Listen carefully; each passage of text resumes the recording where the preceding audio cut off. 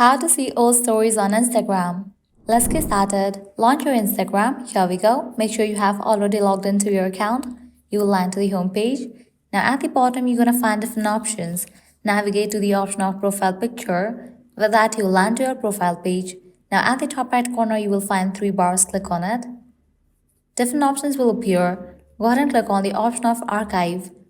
Now at the top, you'll see the drop down. Click on it and set it to Stories Archive. Now in this page, you're going to find all of your Instagram old stories. In the case you cannot find any of the story in this page, click on three dots, click on settings. Now you have to toggle on for the option of save story to archive.